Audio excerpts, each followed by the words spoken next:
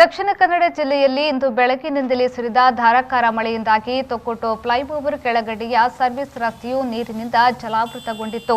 ರಸ್ತೆಯಲ್ಲಿ ನೀರು ತುಂಬಿದ್ದರಿಂದ ವಾಹನ ಸವಾರರು ಪರದಾಡುವಂತಾಗಿತ್ತು.